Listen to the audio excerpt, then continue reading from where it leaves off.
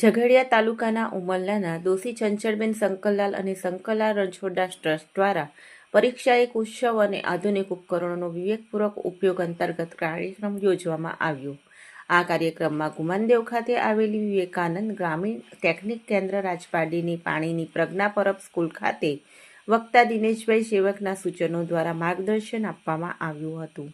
આગામી ધોરણ 10 અને 11 તથા ધોરણ 12ની પરીક્ષાને ધ્યાનમાં લઈ દોશી ચંચળબેન શંકરલાલ અને શંકરલાલ રણછોડદાસ ટ્રસ્ટ દ્વારા પરીક્ષા એક ઉત્સવ અને હાલના આધુનિક ઉપકરણોનો વિવેકપૂર્વક ઉપયોગ કરવા માટે ખાસ વક્તા જેઓ આંતરરાષ્ટ્રીય કોર્પોરેટર ટ્રેનર અને કન્સલ્ટન્ટના વક્તા દિનેશ સેવકના સુંદરવાણી પ્રવચન સાથે યોજવામાં આવ્યો હતો।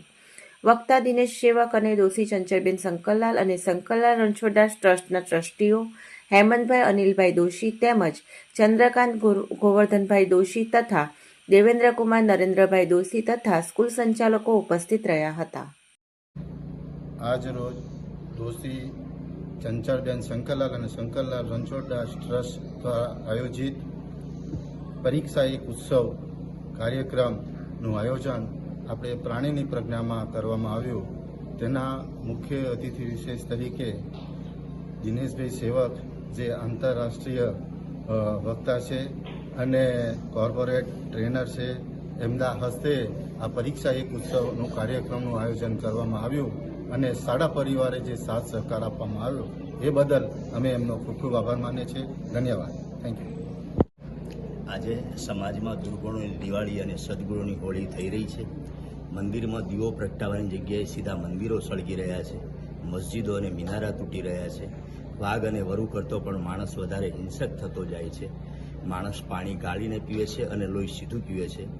ત્યારે આજના આ ખરેખર ઘોર કલયુગની અંદર આ એક ચંચળબેન શંકરલાલ અને શંકરલાલ રણછોડદાસ ચેરિટેબલ ટ્રસ્ટ એ માનવી જીવનમાં દીવો પ્રગટાવવાનું અને કાયમી ધોરણે દીવો પ્રગટાવીને દિવાળી કરવાનું કામ કરી રહ્યું છે। માનનીય મોદી સાહેબ એટલે કે આ દેશના વડાપ્રધાન અને આંતરરાષ્ટ્રીય વિશ્વ પ્રસિદ્ધિ પ્રાપ્ત કરી રહેલા પ્રધાનમંત્રી આજે 20 કલાક આપણા દેશને દિવ્ય ભારત, વીર ભારત, ભવ્ય ભારત અને મહાન ભારત બનાવવા માટે પ્રયત્ન કરી રહ્યા છે। ત્યારે મને 62 વર્ષ એવું લાગે છે કે આ દુનિયામાં યક્ષ અને યુધિષ્ઠિર જતા રહ્યા, કૌરવ અને પાંડવો જતા રહ્યા, રામ અને રાવણ જતા રહ્યા। ત્યારે આપણે પણ કાયમ રહેવાના નથી। તો આવતીકાલના ભારતનું સુકાન આ જ બાળકો સંભાળશે અને આ જ બાળકો ભારતને મહાનતાના શિખરો તરફ લઈ જશે અને શ્રી અરવિંદ ઘોષ અને મહાત્મા ગાંધી અને સ્વામી વિવેકાનંદના સ્વપ્નનું ભારત ઊભું કરશે। એટલે આ બાળકોને પરીક્ષાનો ડર ન લાગે, પણ પરીક્ષા એક ઉત્સવ છે એવો અનુભવ પછી જાણ કરવા માટે આવ્યો હતો।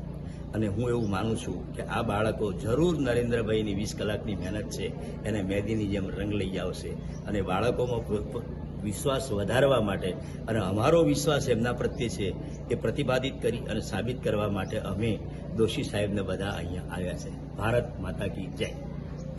Nimish Goswami, TPN channel, Umrala.